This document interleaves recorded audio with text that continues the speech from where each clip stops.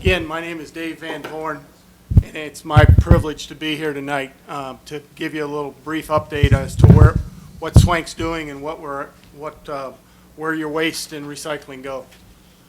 SWANCC has a mission statement. As I said, it's 23 members community strong in northern Cook County. Represents roughly 750,000 people out of those 23 municipalities, all the way from the lake, Winnetka, Wilmette, Evanston, Glencoe, Kenilworth, all the way west to Barrington, South Barrington, Inverness, and then across the north part of the county.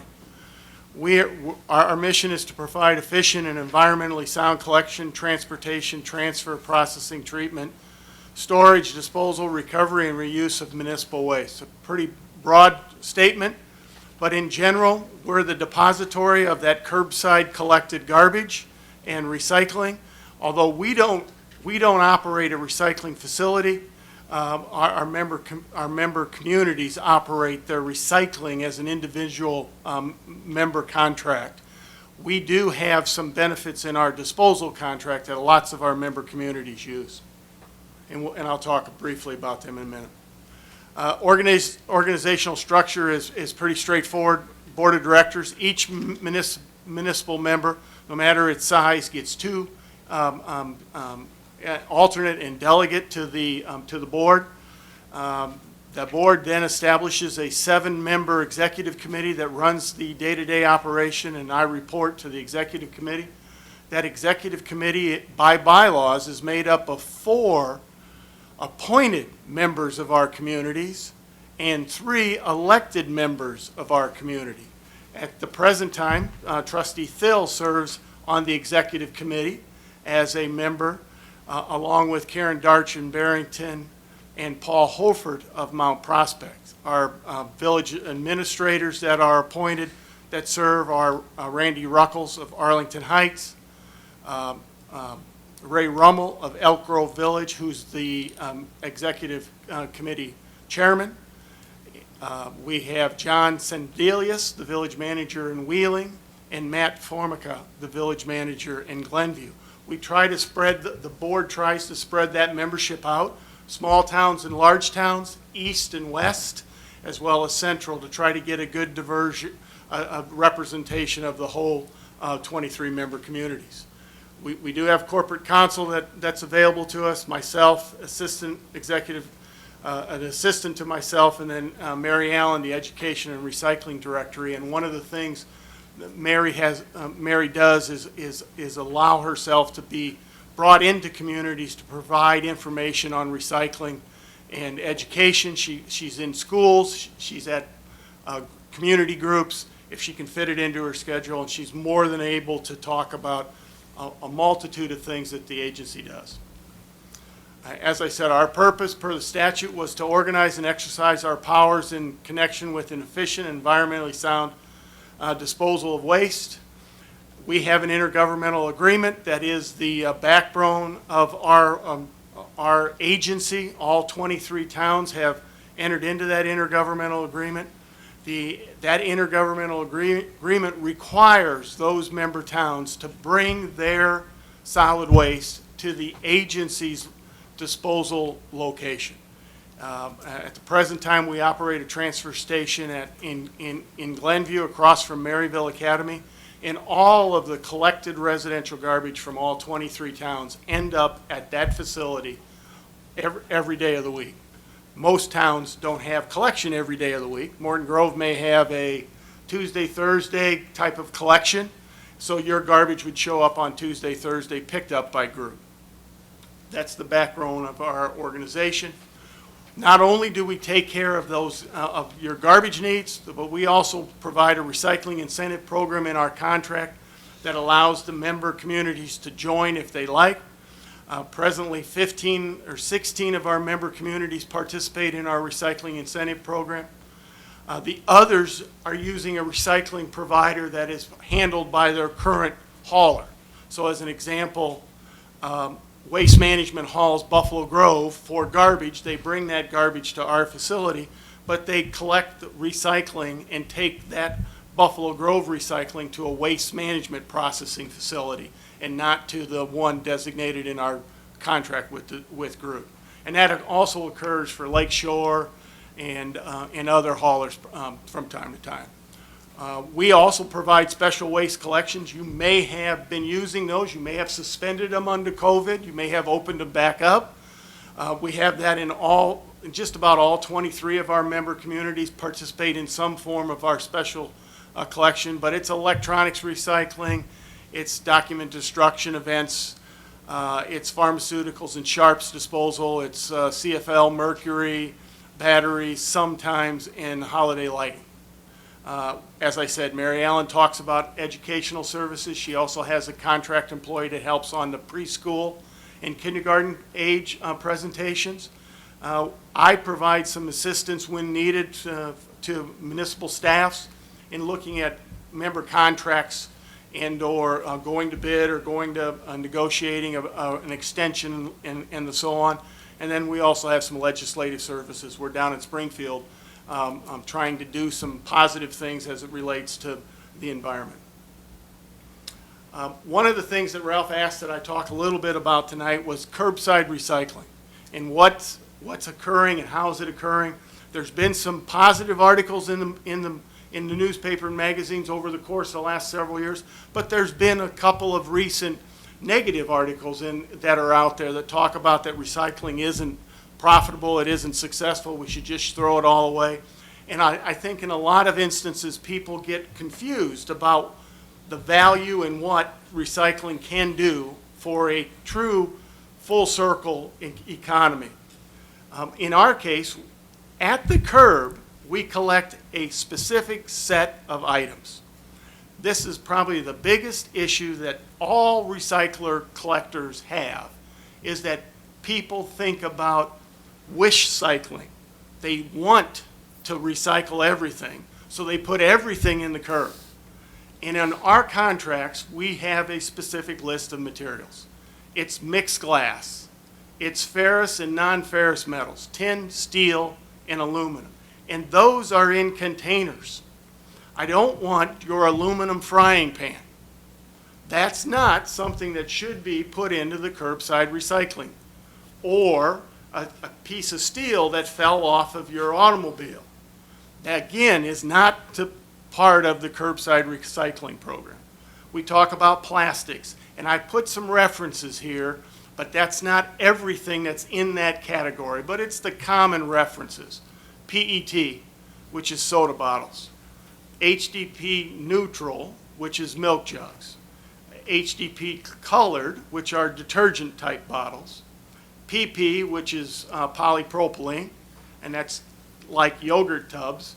And then mixed plastics. And what I mean by mixed plastics is that when we talk about, and you'll see a sorting facility shortly, some sorting facilities can't collect or separate all four of those above titled items: PET, HDP neutral, HDP colored, and PP, polypropylene. What they end up is maybe only pulling out or sorting the PET and the HDP neutral, the milk jugs and the soda bottles, and the other plastics that are there, the HDP colored and the PP polypropylene, will be put together in a mixed bag.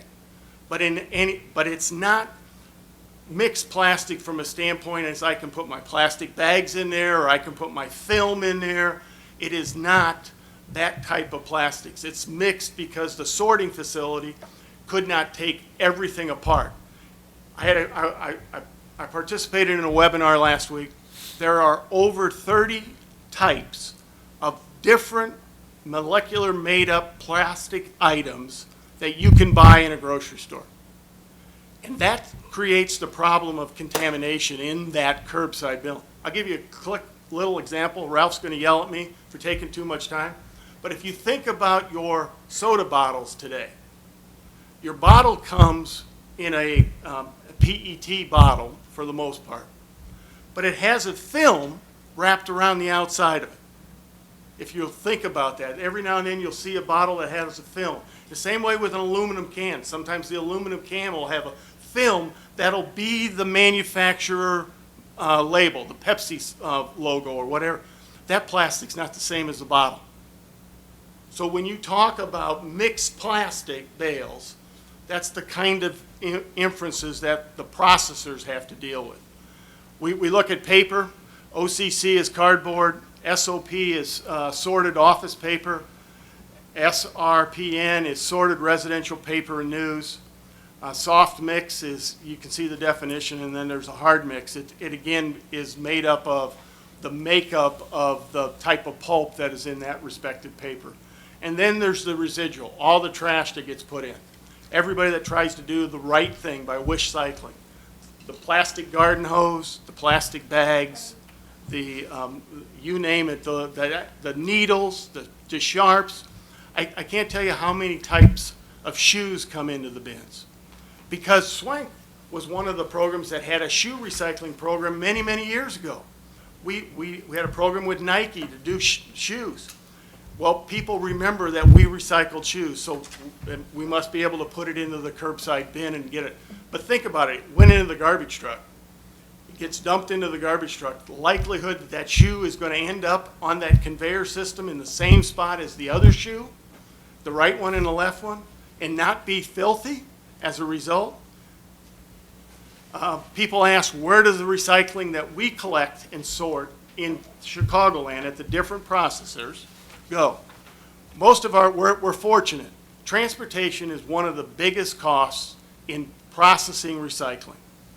And we have mills and manufacturers that want the material in and around the Chicagoland area. Mixed glass goes to Illinois or Indiana.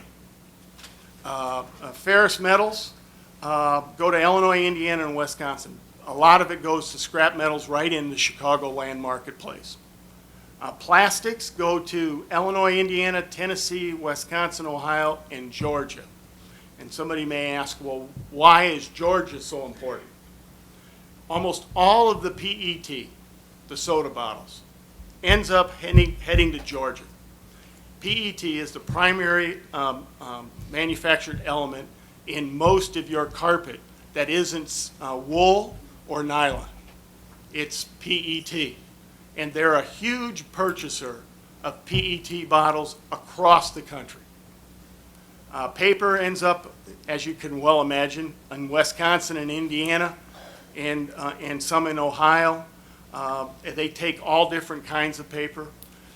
It's kind of interesting because if you talk to a processor, in our case, Groot processes our recycling. 1 month they may sell paper to a Wisconsin mill. The next month they may sell paper to an Indiana mill. They're in the market every day selling loads or bales of paper and trying to get the best price they can. They have a whole division that markets their commodities. It's a commodity-driven market.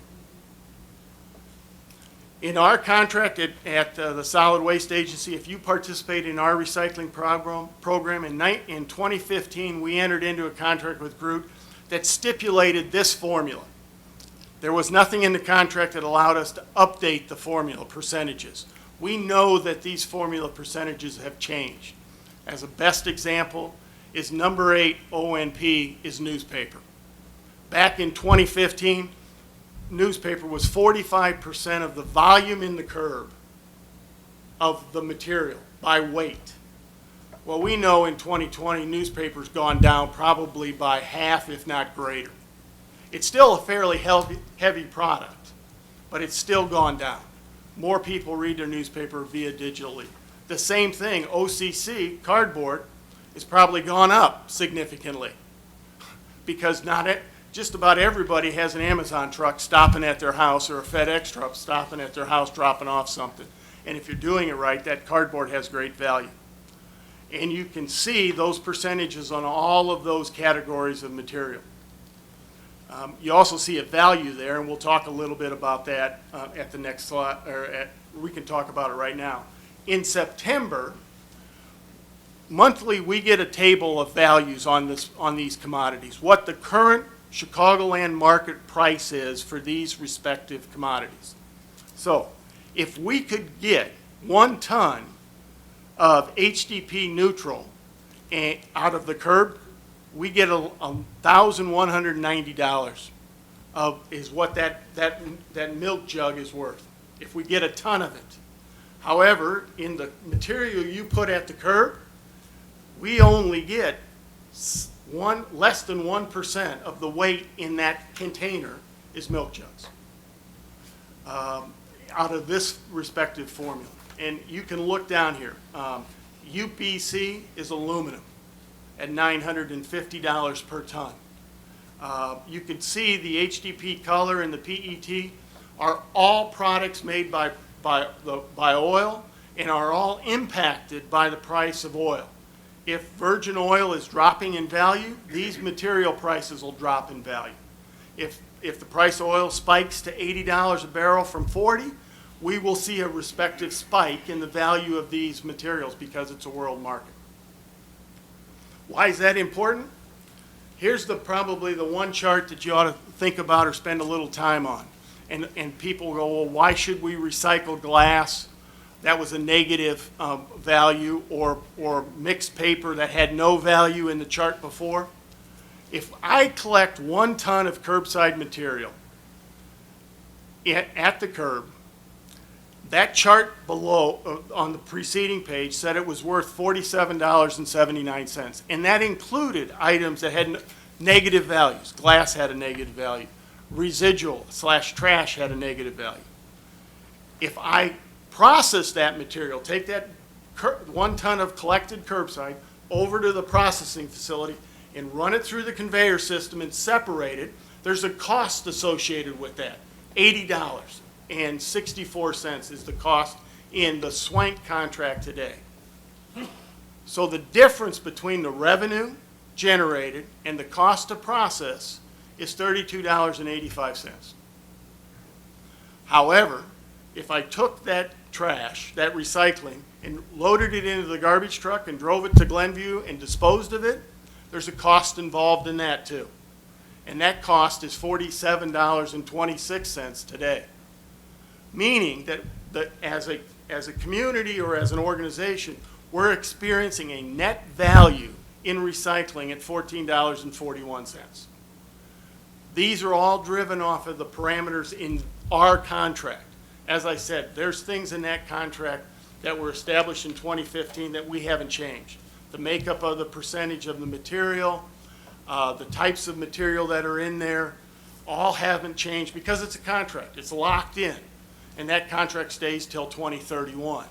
We can go back and open it up and talk to the vendor about it, but the vendor also has things in the contract that they would like to have modified to their benefit. And in any contract, it's an agreement between the two parties.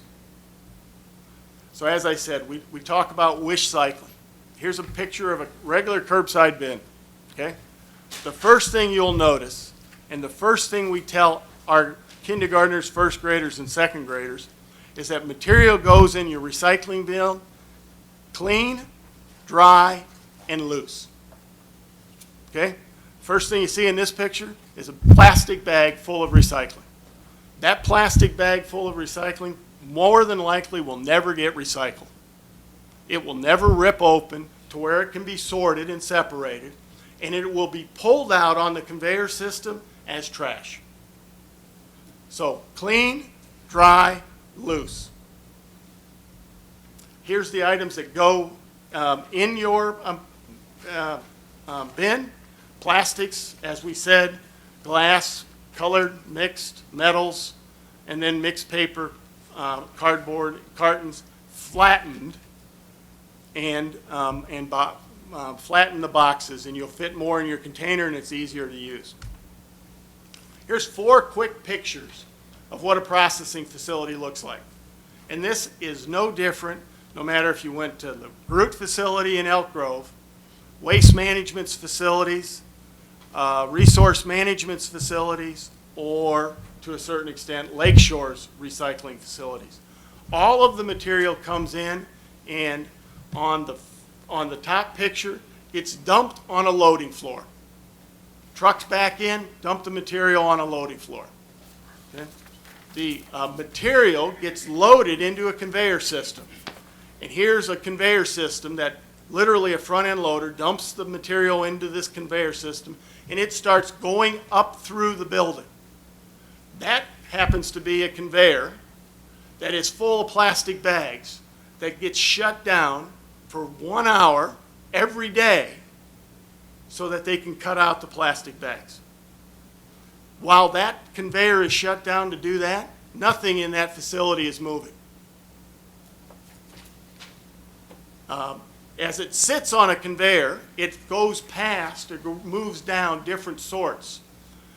Literally, they start at the bottom and they move up at the Groot facility, move up about 4 stories. They run the material up 4 stories, and then they use gravity to start sorting. They take the heaviest stuff out first, as you can imagine. Glass, tin, steel, that they can get really quickly, and as it falls down the system, it'll continue down conveyor belts. And you'll start to see products like this, where this is mostly paper now, and it goes through both photovoltaic scanning and QC quality control by humans as they move down the rails or down the conveyor systems, and eventually everything gets baled into bales like this. You can kind of even see on this picture, these bales here are cardboard related bales. You can see there'll be 95% cardboard. The other bales are either mixed paper or mixed office, and it'll be an example. I think Ralph had told me that on the frequently asked questions, you guys put up a video of a processing facility. It's about a 3-minute video, and it takes the watcher from the curb to the end where it's all baled out, and it tells you exactly what to do. If you got 3 minutes and you want to learn a little bit more about why we ask you clean, dry, and loose, that video is a great tool to watch for about 3 minutes. We have a web page. I'd be remiss if I didn't ask you to take a look at it. There's always good things on our web page, swanc.org. Right next to the home button is a recycling directory button. If you've got a piece of furniture or an item you'd like to recycle and you know it doesn't go into the curb in your bin, click on that recycling resource button, and there'll be a list of products, about 100 of them on the right-hand side. That'll be from automobile products to sheet scrap metal and so on and so forth. Alphabetically, click on it. It'll give you a listing of where to take those respective products. They'll give you phone numbers of the businesses and even give you a little MapQuest map if you click on the address to tell you where you're going. Thank you for your time tonight. I'd be happy to answer any questions. Thank you, Dave. Any questions from the board? I actually do, Your Honor. Go ahead. Hey, Dave, that was a great presentation. I appreciate that. Myth or not, we actually are the capital of a pizza world here in Morton Grove. We have quite a great pizzerias. Pizza boxes. I've heard, yes, you put pizza boxes in the recycle. No, you don't. Quick answer, yes, no. Clean, you said clean. So what do I do? Lick my pizza box and put it in the recycle bin or what? There's a lot. Now, coming from a family of 10, I used to do that. There's a lot of recyclers that are working to try to work with the paper mills to see if they can accept somewhat stained paper for repulping. At the present time, if your pizza box has pizza left in it, it needs to go in the trash. If the lid is clean, you can throw that into the recycling bin. But we hope to have a resolution to that over the course of next year where more of it can be done. Most of that paper that goes back that we talked about, cardboard, OCC, chipboard, cereal boxes, office white, newsprint, all goes back to a paper mill, and the first thing they do is grind it up and then repulp it. So lots of the paper mills are finding out that they're in that repulping method, they got to deal with waste. So they might be able to take a little bit more spoilage in something as valuable as OCC. As you looked on the value chart, OCC, cardboard, has a pretty good value to it. It has a higher value than mixed paper or regular paper, and they want the cardboard. It's amazing. Thank you. Yeah, Trustee Minks? Thank you. I just wanted to make a comment. Part of what started this whole conversation 2 weeks ago was the question that was asked. But SWANCC back in the day, used to be open on the Saturday after Memorial Day for visitation. And my husband and I and quite a few of our grandkids have visited your facility in Glenview and found it to be overwhelmingly nice. I mean, you process a lot of garbage, and that was there, but at the end of the day, your floor is immaculate, and the stuff is gone. So I have to say kudos to you for the amount that you actually handle in any given day, week, month, or year. So thank you for your presentation. Well, we try to, we try to be good neighbors to our businesses surrounding us. At the same token, it's Groot's responsibility to honor the terms and conditions of our contract and our permit with the IEPA to operate that transfer station. Trustee Thilp? Dave, where does the yard waste go? Presently, if your yard waste is collected by Groot, that's a product, that's a component of your contract that is outside of the SWANCC disposal contract. So the town selects a vendor, Groot, and that vendor isn't required to bring landscape material to us. Like his garbage has to come to us. He can take his landscape material anywhere he wants to take it for processing in a compost facility.